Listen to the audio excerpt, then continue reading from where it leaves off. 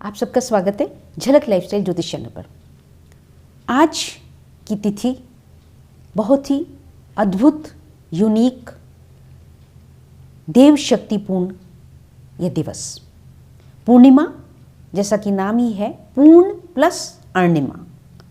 अर्णिमा मतलब कलाएं, रश्मियाँ, चंद्रमा की संपूर्ण रश्मियाँ, जो कि 16 कला मानी जाती हैं। आज के दिन उनका प्रभाव धरती पर संपूर्ण पूर्णता से पूरे ही यौवन में, जिसे कि कहा जाए कि चंद्रमा पूर्ण यौवन में धरती पर पड़ती हैं। आज का दिन बहुत ही यूनिक माना जाता है। बहुत सारी शारीरिक कष्टों, बीमारियों के लिए रात भर जो है दूध से बने हुए पकवान रखे जाते हैं चंद्रमा की रश्मियों में, और कर प्रातः खाने के लिए दिए जाते हैं। घर परिवार में खुशियाँ, प्यार, इंटरेक्शन, बहुत सुंदर लाभ होता है इसका, और रोगों से भी निवारण होता है। और आज के दिन देव दीपावली भी होती है, जो कि काशी में, बनारस में बहुत ही जोर शोर से मनाई जाती है। मेरा सौभाग्य रहा 2 बार काशी जी में मैंने दर्शन किए। गंगा जी पर आरती, भव्य आरती का आयोजन 2016-17 में। एक बार मेरा एक ज्योतिषी कॉन्फ्रेंस में जाना संभव हुआ, तब हुए दर्शन। एक बार और हम गए, सब परिवार गए। तो दोस्तों, देव दीपावली, क्योंकि देव उठाइनी अभी एकादशी हुई, जबकि देव जागृत होते हैं। जैसा आप सभी जानते हैं कि जुलाई में जो है देव शयनी एकादशी होती है, और इस समय में देव उठाइनी एकादशी। तो दोस्तों, ये दीपावली, देव दीपावली, पूर्णिमा का दिन, और आज के ही दिन नवंबर में गुरु नानक देव जी का प्रकाश हुआ, प्रकाशोत्सव मनाया जाता है। तो गुरु पर्व का उत्साह, उल्लास। दोस्तों, यहाँ पर ये बहुत यूनिक एक और वजह से है, वह मैं आपको बताती हूँ कि यह तिथि जो है कार्तिक माह की पूर्णिमा, महादेव और विष्णु जी दोनों को ही समर्पित है। जैसे कि आप सभी जानते हैं, देखते हैं, आप पूजा पाठ करते हैं, साल भर में अलग अलग तिथियों पर अलग अलग तीज त्योहार आते हैं। अलग अलग देवी देवताओं, अलग अलग शक्तियों को समर्पित हैं अलग अलग तिथियां। लेकिन कार्तिक की पूर्णिमा एक ऐसी पूर्णिमा तिथि है जो कि महादेव और विष्णु जी दोनों की ही पूजा अर्चना के लिए समर्पित है। अब आइए जानते हैं एक छोटी सी कथा कि पूर्णिमा का ही वह दिन है, कार्तिक की पूर्णिमा का ही वह दिन है जिस दिन मां पार्वती ने मां लक्ष्मी को पूर्णता प्रदान करी।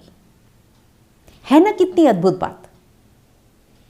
लक्ष्मी जी विष्णु जी की धर्मपत्नी है, और पार्वती मां हमारे महादेव शिव जी की पत्नी है। तो लक्ष्मी जी को ऐसा आभास हुआ कि वह अपूर्ण है। तो जब मां पार्वती के पास गई, तो मां पार्वती ने गणेश जी को उनकी झोली में डाल दिया और कहा कि अब तो आप पूर्ण हो गई। दोस्तों, इसीलिए कहा जाता है कि कोई भी महिला या नवयुवती वह तभी पूर्ण होती है जब वह विवाह करके मां बनती है, मातृत्व को प्राप्त करती है, तो वह पूर्णता हो जाती है। तो दोस्तों, यह एक छोटी सी कथा कि उन्होंने इस दिन जो है पार्वती मां ने गणेश जी को उनकी ढोली में डाला और उनको पूर्णता प्रदान करी। तो पूर्णिमा। अब आइए जानते हैं कि यह 2 दिव्य शक्तियां, महादेव और विष्णु जी, दोनों ही की पूजा इस दिन की जाती है। तो यहाँ पे एक हम हल्का सा कंपैरिजन करते हैं, अध्ययन करते हैं।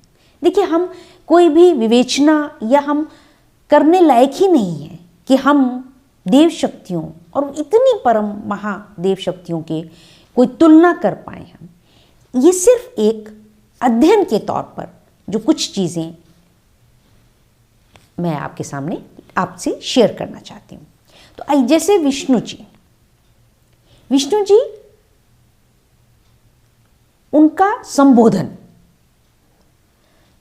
देखिए संबोधन में विष्णु जी के लिए श्रीमन, श्रीमान, श्री नारायण या लक्ष्मीपति, लक्ष्मी नारायण,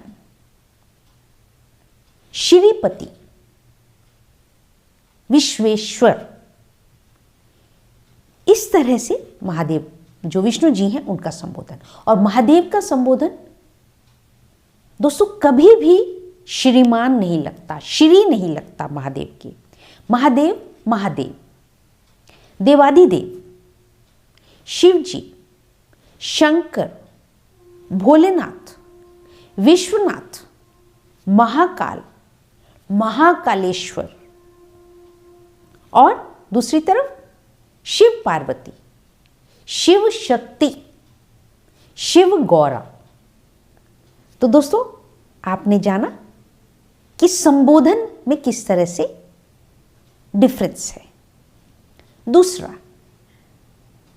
पीतांबरधारी विष्णु जी और महादेव बाघंबरधारी, बाघ के खाल का अस्त्र, जो उनका अंबर मतलब वस्त्र है उनका, बाघंबरधारी। दोस्तों मुझे विष्णु जी के एक छोटा सा, आप सभी ने बहुत सुना होगा, बहुत बार सुना होगा, लेकिन मेरी श्रुति में जो विष्णु जी की स्तुति है वो एज ए चाइल्ड, बचपन में, जैसे कि आस पड़ोस में हमारे कभी भी कहीं भी शादी होती थी, लड़के की हो लड़की की हो, तो लक्ष्मी नारायण जी की कथा करवाई जाती थी। और उसके बाद में यह जो भजन आता था, ऐसे चाइल्ड मुझे बस एक दो लाइन ही याद है, मैं आपके साथ शेयर करना चाहती हूँ। तो उससे भी जो मैंने भी कहा कि श्रीमन, जो महाराज का, विष्णु जी का जो संबोधन है, जो कि अब समझ में आया, वो एज ए चाइल्ड जो सुना था, मैं उस स्तुति को, जो मुझे श्रुति मेरे कर्णों में, कानों में विराजमान है, वह मैं आपके साथ शेयर करती हूँ। भजमन नारायण नारायण नारायण, श्रीमन नारायण नारायण नारायण, भगवन नारायण नारायण नारायण। तो दोस्तों देखिए, इसमें भगवन और श्रीमन विष्णु जी का संबोधन है। और जो भजमन है, भजमन जो है मन को, कि आप मन में भजें, सिमरन करें।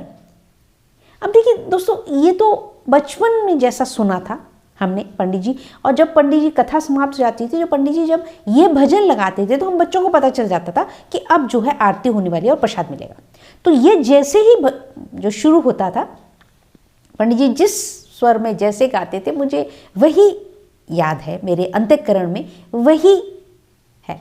तो जैसे ही कहते थे, श्रीमन नारायण नारायण नारायण, भजमन नारायण नारायण नारायण, तो हमें बच्चों को पता लगता था और हम लोग पहुंच जाते थे और ताली बजाते थे, और उसके बाद में फिर ओम जय जगदीश हरे आरती होती थी। तो दोस्तों ये इस प्रकार से अब समझ में आया, इतने वर्षों बाद, जब मैं ज्योतिष का अध्ययन कर रही हूँ, तब समझ में आया कि ये भजमन क्या था। वो तो जैसा सुना, बाल बुद्धि ने जैसा समझा, वैसा ही बस अंतःकरण में छप गया कि इस तरीके से। तो अब समझ में आया कि भजमन जो है वो नाम नहीं है, भगवान विष्णु जी को नाम है, संबोधन है, श्रीमन उनका संबोधन है, और जो नारायण है वे भी उनका संबोधन है, लेकिन भजमन मतलब कि भजना, मन में। तो दोस्तों देखिए, श्रुति स्तुति कितना इंपॉर्टेंट होता है। अब आइए बात करते हैं कि जो कलर है, जैसे कि उनका पीतांबर, तो जो विष्णु जी हैं उनका लालिमा लिए हुए पीत वर्ण है, और जो महादेव हैं उनका श्वेत वर्ण है। तो आपने यह श्लोक सुना ही होगा, आरती से पहले यह गाय होता है। कर्पूर गौरम करुणावतारम संसार सारम भुजगेन्द्रहारम सदा वसंतम हृदयारविंदे भवन भवानी सहितम नमामि। तो इसमें देखिए कि कर्पूर मतलब कि कपूर सफेद होता है, तो इसमें उनके कर्पूर गौरम उनका बताया गया है, उसको व्याख्यान किया गया है। अब दोस्तों बात आती है कि हम जो ग्रह है ज्योतिष के हिसाब से, विष्णु जी जो हैं बृहस्पति के कारक, बृहस्पति क्या, ज्ञान के कारक, और महादेव शंकर जी चंद्रमा के कारक, चंद्रमा मन का कारक, चंद्रमा सुंदरता का कारक, चंद्रमा बोली का कारक।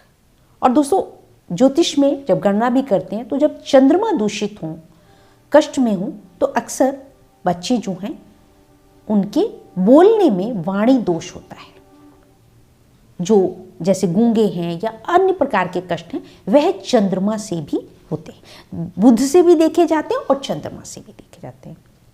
और अगर तत्व की बात करते हैं, पदार्थ की बात करते हैं, तो जो पीले चावल हैं, हल्दी रंगे चावल हैं, वह विष्णु जी को अर्पित होते हैं, और सफेद चावल वह जिसे अक्षत कहते हैं, बिना टूटे हुए, अक्षत मतलब अक्षति, बिना टूटे हुए चावल, वे महादेव को अर्पित होते हैं। सुगंधी,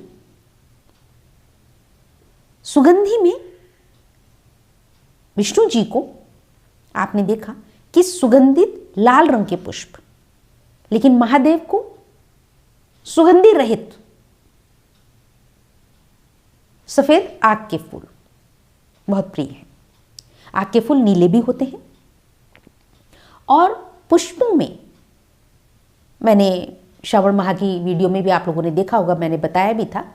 और जब बड़े बुजुर्गों के लिए जब किया जाती है पूजा अर्चना, उसमें भी अमावस वाले दिन भी सफ़ेद फूल जो है, महादेव को सफ़ेद फूल अति प्रिय है और विष्णु जी को पीले फूल प्रिय है। इसी तरह से भोज पदार्थ में जो हम भोग के लिए, उसमें बेसन के बने लड्डू विष्णु जी को, पीले भोग, पीला भोग विष्णु जी को, पीली मिठाई, और महादेव को सफ़ेद मिठाई या मिश्री, दूध, दही, यह चीज़ें जो हैं महादेव को भोग में अर्पित की जाती हैं। अब बात करते हैं कि वाहन की। विष्णु जी का वाहन गरुड़, जो कि एक पक्षी, और महादेव के वाहन नंदी। अब बात करते हैं शेषनाग की। शेषनाग, विष्णु जी शेषनाग पर लेटे हुए क्षीर सागर में, और महादेव शेषनाग को गले में धारण किए हुए।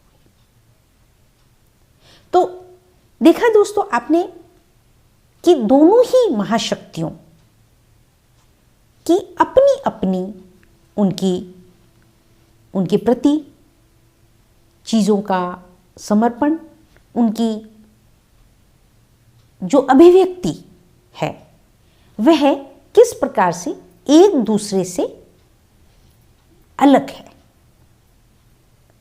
तो दोस्तों इस प्रकार से ये एक मैं आपके साथ शेयर किया मैंने।